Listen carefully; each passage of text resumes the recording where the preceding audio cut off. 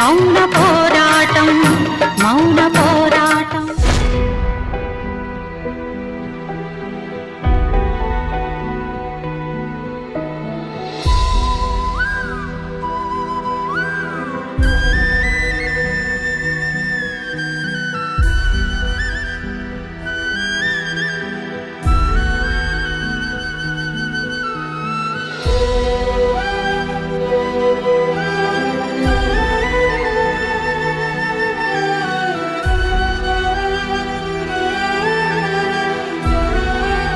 నక్షత్ర, వదినకి దిండివు. జాగ్రత్త వదిన. ద్వారకా, అవంతిని కొంచెం కనిపెట్టుకునే ఉండు. అలాగే అమ్మా. జాగ్రత్త అమ్మా. ఇదిగోనమ్మా, వేడి వేడి కాఫీ తీసుకోండి. రఘురాం, అవంతికి ఏది పెట్టాలో ఏది పెట్టకూడదో నేను చూసుకుంటాను. నువ్వేది పడితే అది ఇలా వేడివేడిగా తెచ్చివ్వకు. అవంతి, నేను నీకు పచ్చం భోజనం తయారు చేస్తాను, నువ్వు రెస్ట్ తీసుకో. అలాగే అత్తయ్య. ద్వారకా, చూసుకో. సరే అమ్మా. నక్షత్ర, రా.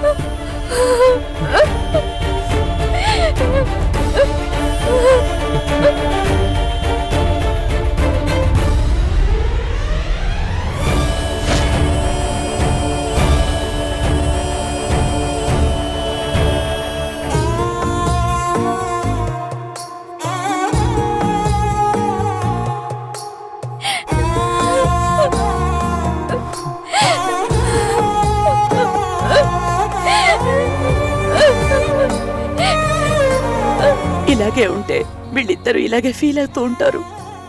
ఇప్పుడు ఏం చేయాలి?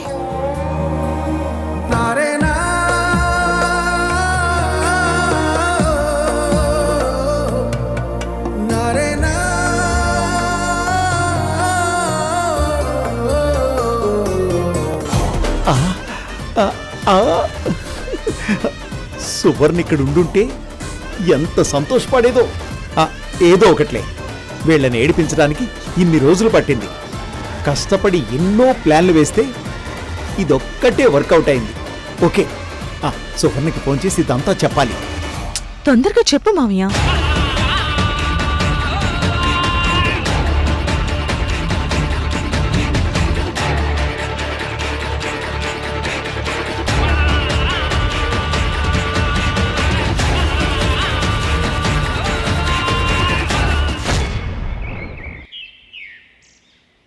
హే, 10 నిమిషాల్లో డైరెక్ట్ గా వచ్చి క్యాష్ ఇవ్వాలా? ఎందుకు? గూగుల్ పే చేస్తాను. 1 నిమిషంలో అయిపోతుంది కదా. రుద్రా, రుద్రా, ఇదొక్కతే. రుద్రా, సరే వస్తూనే ఉండు.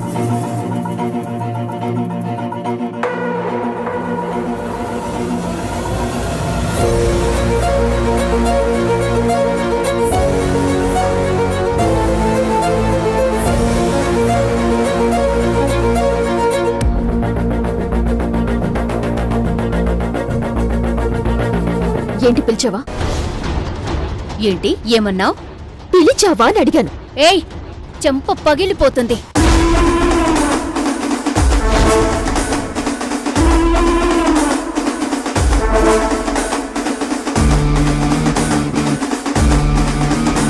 మళ్ళీ ఇంత పొగరుతో నాతో మాట్లాడుతున్నావంటే ఒళ్ళెలా ఉంది?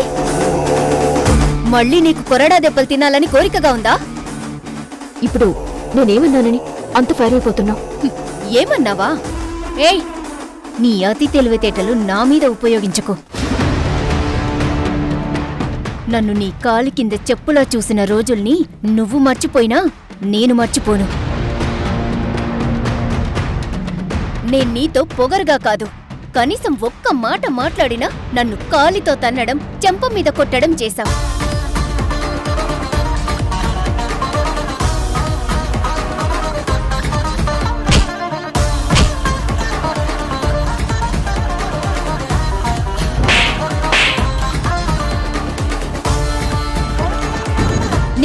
మెత్తగా మాట్లాడితే అంతలా కొట్టేదానివి. అలాంటిది ఇప్పుడు నువ్వు నాకు పని మనిషివయ్యావు. ఇప్పుడు నా మీద గొంతు పెంచి గౌరవం తగ్గించి మాట్లాడితే నేను నీలా మారి నువ్వు నాకిచ్చినవన్నీ గంపగుత్తగా తిరిగి నీకిచ్చేస్తాను. జాగ్రత్త. ఇన్ని రోజులు నువ్వు చేసిన పాపాలన్నీ ఒకెత్తు. ఇక నుంచి కొంచెం గౌరవం తగ్గించి మాట్లాడినా సరే దాన్ని చాలా పెద్ద తప్పుగా లెక్కిస్తాను. తప్పుకి 10 రెట్లు శిక్షిస్తాను. లేదు, నేను మిమ్మల్ని ఇంకెప్పుడు అని పిలవను. గౌరవంగానే పిలుస్తాను. సౌందర్య గారు. అంతొద్దు. కొత్తగా నా పేరుకి తోకం తగిలించొద్దు. నీ ఒంటికి పేరుకుపోయిన పొగరు కొవ్వుని తగ్గించుకో. నాకు మర్యాద ఇవ్వు. నీ మర్యాదని నిలబెట్టుకో. అలాగే సౌందర్య. ఇదిగో నా ఫోన్లో వాట్సాప్ రావట్లేదు చూడు. అది నాకు కొంచెం పనుంది. బయటికి వెళ్ళొచ్చాక చేస్తాను. పనుందా? అవును. ఏం పని?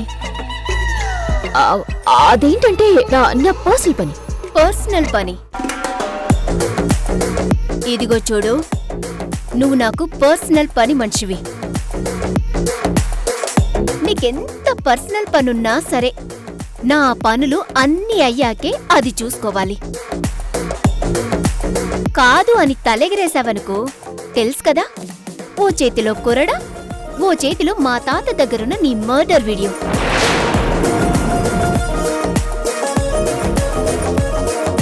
ఇది లేవు. నవ్వేది? ఫేస్లో నవ్వేది? ఇవ్వు.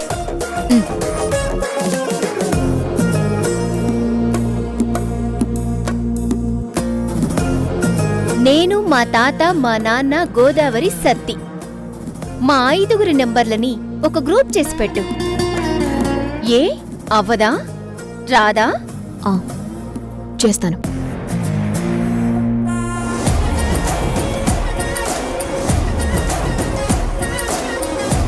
ఇదిగో. అప్పుడే అయిపోయిందా? ఒకసారి ఓపెన్ చేసి చూసుకో. సరే, నేను బయటికి వెళ్ళొస్తాను. సత్తి, నువ్వు అక్కడే ఆగు.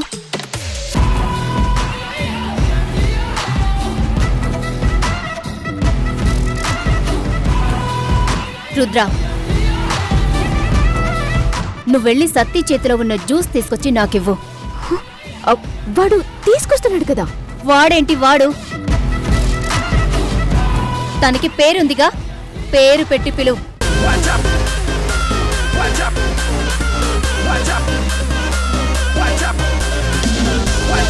ఇన్నాళ్ల లెక్క వేరు, ఇప్పటి నుంచి లెక్క వేరు. సత్తి తీసుకొస్తుంటే మళ్ళీ నేనెందుకు? నిజంగానే నాకు పనుంది. సత్తి నా పర్సనల్ పనివాడు కాదుగా. అయినా చెప్పానుగా, నా పని తర్వాతే నీ పని అని. అబ్బా, అర్జెంటుగా ఇంకో 5 నిమిషాల్లో నేను వెళ్ళకపోతే నాకు చాలా డేంజర్. నా కుప్ప మునిగిపోతుంది. ఏం పర్వాలేదు, వెళ్ళి జ్యూస్ తీసుకొచ్చివ్వు.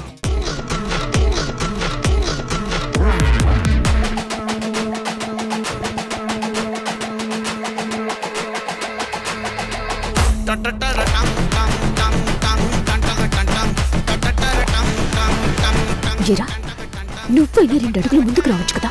అమ్మమ్మ, అంత పెద్ద పని నేనెలా చేస్తానండి? అమ్మాయి గారు చెప్పడము, నేను మాట దాటమునా? ఇంకేమీ లేదు. నా ఒంటి మీద తోలు, ఇంట్లో నా ఉద్యోగం 2 ఊడిపోతాయి.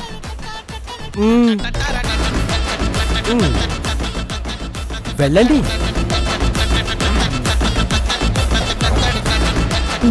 తీసుకో.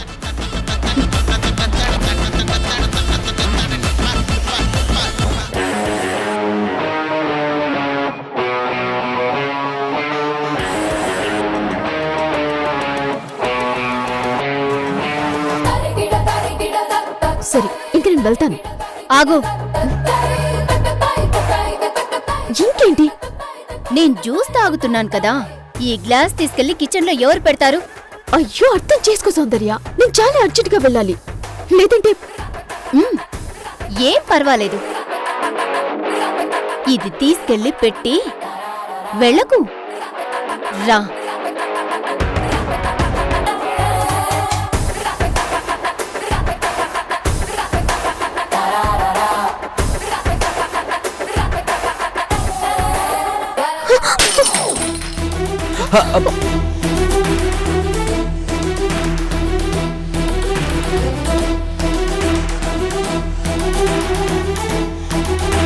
అంటే ఇప్పుడు ఇప్పుడు ఇవన్నీ శుభ్రంగా ఊడ్చేసి కింద పడిన ఆ జ్యూస్ ని మొత్తం తడిబట్ట వేసి తుడిచేసి ఆ తర్వాత ఏంటి ఏంటి ఆ తర్వాత నేను ఇప్పుడేం చేయలేను. కావాలంటే వచ్చాక చేస్తాను. నాకు అర్జెంట్. ఏం పనున్నా నాకనవసరం. నువ్విది క్లీన్ చెయ్యాల్సిందే. తర్వాత చేస్తాను, ఇప్పుడు చేయలేను. చెయ్యను అంటే కుదరదు. అరే నాకు నిజంగానే కుదరదు సౌందర్య. నువ్వు ఒక ఆడపిల్లవేగా, ఒక ఆడపిల్లగా నా ఇబ్బంది చెప్తుంటే అర్థం చేసుకోవేంటి? చేసుకోను. నేను అర్థం చేసుకోను. ఏ నువ్వు నా విషయంలో ఒక ఆడదానిగా ఆలోచించి ఏ రోజన్నా ప్రవర్తించావా? కొంచెమైనా జాలి చూపించావా? నీ కాలితో నన్ను తన్నినప్పుడు, నేను ఇల్లు క్లీన్ చేస్తుంటే నువ్వు మట్టి కాళ్లతో తిరిగినప్పుడు అప్పుడు తెలీదా నీకు నేను ఆడపిల్లనే అని? నువ్వు ఎన్ని చెప్పినా నేను వెళ్తున్నాను. వెళ్ళు. వెళ్ళిన వెంటనే నీ వీడియో పోలీసులకు వెళ్తుంది.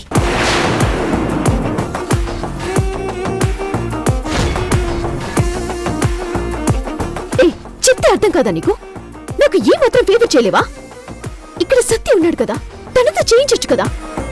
నీకు ఫోన్లో ఏం కావాలన్నా కూడా నువ్వు నన్నే అడుగుతావు. నీకు ఫోన్ ఆపరేట్ చేయడం రాదు, నీకు ఇంగ్లీష్ కూడా రాదు, నువ్వు పెద్దగా చదువుకోలేదు.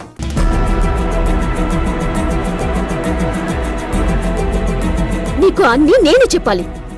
నాకు ఎన్ని పనులున్నా అన్ని చెప్తున్నాను కదా. నాకు ఏది ఎప్పుడు కావాలంటే అప్పుడు చేసి పెట్టాలి. బయట నీకు ఎంత డేంజర్ ఉన్నా నాకనవసరం. నేను చెప్పిన పని చెప్పినట్టు నువ్వు చెయ్యకపోతే నేను చేస్తానన్న పని చేసి తీరుతాను. ఆ తర్వాత నువ్వెక్కడుంటావో, మీ అమ్మ బాబులెక్కడుంటారో ఆలోచించుకో. పో.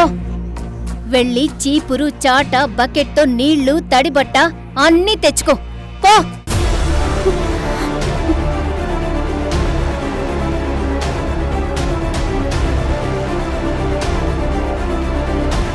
అమ్మాయి గారు, ఆవిడ్ని వెళ్ళిపోనివ్వచ్చు కదా. నేనున్నాను కదా అమ్మాయి గారు, ఈ పని నేను చేస్తాను కదా.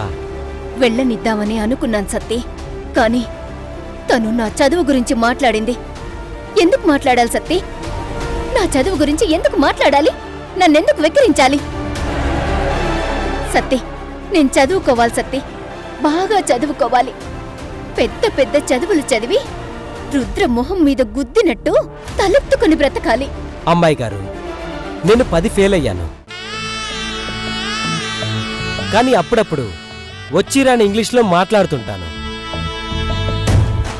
నా ఫోన్లో నేను అన్ని వీడియోలు చూసుకుంటాను. నాకు తెలియకపోతే అప్పుడప్పుడు తెలిసిన వాళ్ళని అడిగి తెలుసుకుంటాను. కానీ అన్నీ నేర్చుకుంటాను. మీరు అలాగే చదువుకోవచ్చు అమ్మాయి గారు. అలా ఏంటి, ఇంకా గొప్పగా స్కూల్కి, కాలేజ్కి వెళ్ళి కూడా చదువుకోవచ్చు. ఇప్పుడెటు మీదే పై చెయ్యి కాబట్టి మిమ్మల్ని అడ్డుకునే వాళ్ళు కూడా లేరు. చదువుకోండి అమ్మాయి గారు. అమ్మగారికి చెప్పి మంచి చదువు చదువుకోండి. చదువుకుంటాను, చదువుకుంటాను.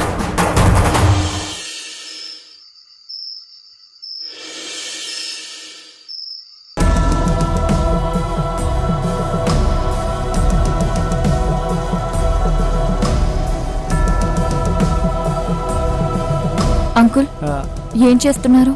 నీకోసం పాలు కలుపుతున్నానమ్మా.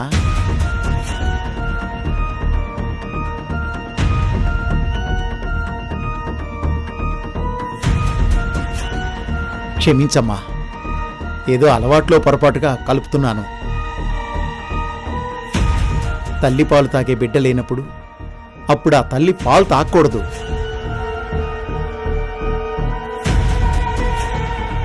తాగితే ప్రాబ్లమ్స్ వస్తాయని నాకు తెలుసు. నేను మర్చిపోయానమ్మా.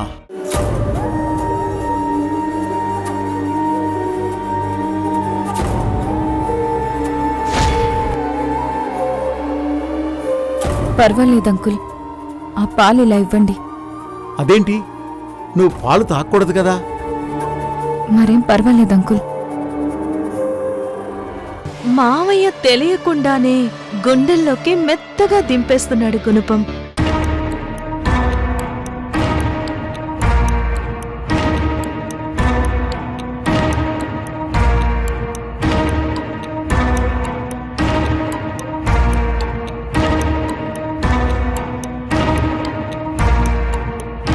ఏం చేస్తున్నావు అవంతి? పాలల్లో ఆ టాబ్లెట్ ఎందుకు కలుపుతున్నావు? అసలు ఏం టాబ్లెట్లు ఇవి? నిద్ర మాత్రం అంకుల్.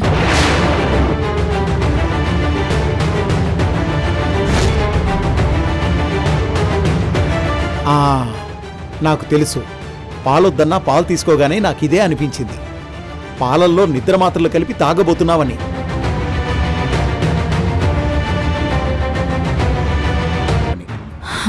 వదినా, ఏంటి వదినా ఈ పని? పాప లేదని నువ్విలా చేయడం. ఇది నా కోసం కాదు, మీ అన్నయ్య కోసం.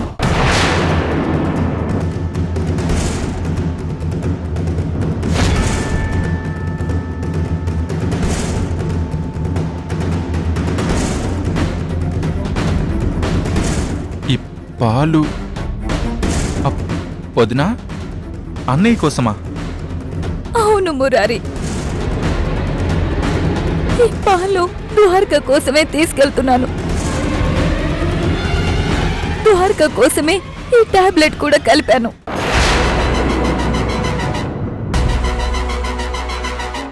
ఎందుకు వదినా?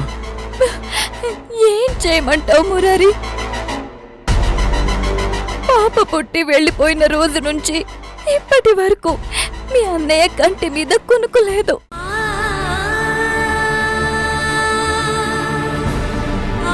సరైన తిండి తినట్లేదు. ఇప్పటికే 3 రోజులైంది. మనిషి 4 రోజులు నిద్ర లేకుండా గడిపితే ఏదో రోజుకి ఆ మనిషి ఈ భూమి మీదే ఉండడు.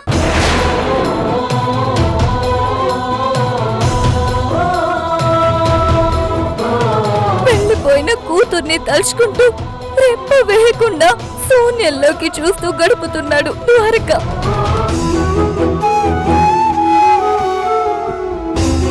ఇంకొక రోజు దాటితే ఆ చూపాల నిలబడిపోతుందేమోనని భయంగా ఉంది.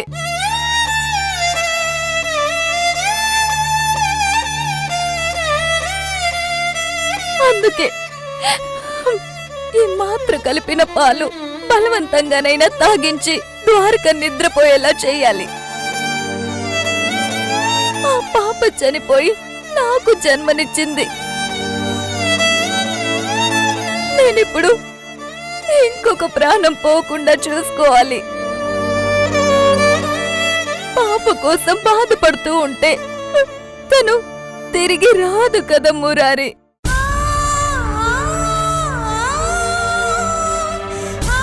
ఆ బాధతో ద్వారకని నాకు లేకుండా చేసుకోలేను కదా.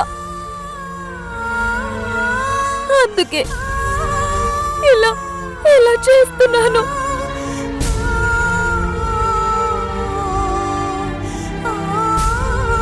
వదినా, నువ్వు గ్రేట్ వదినా, నువ్వు గ్రేట్.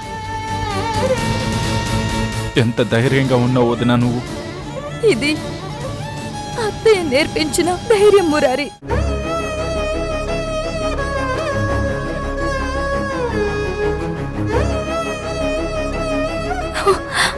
అవంతి, నిన్ను చూస్తుంటే నాకు చాలా గర్వంగా ఉంది. ఆడది కన్నబిడ్డ కడుపు చూడటమే కాదు, కట్టుకున్న వాడికి కష్టంలో కూడా తోడుగా నిలబడుతుంది.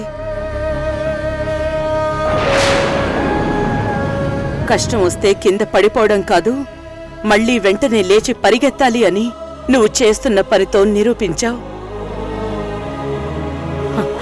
ఈ కష్టం నుంచి బయటపడి నీ భర్తకి తోడుగా నిలబడుతున్నావు. నిజంగా నా కోడలు అనిపించావు.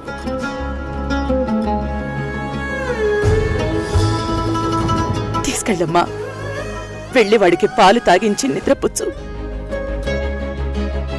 కంటికి కునుకు పడితేనే కళ్ళకున్న నిజం కరగడం మొదలు పెడుతుంది, మనసు కుదుట పడుతుంది.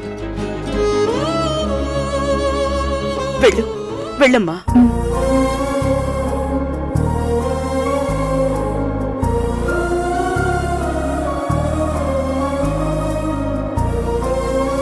అమ్మా, నీ ఓదార్పు వదినలో చాలా మార్పు తీసుకొచ్చిందమ్మా. అలా నటిస్తోందిరా అవంతి. బిడ్డని పోగొట్టుకున్న బాధ అంత తొందరగా పోదు.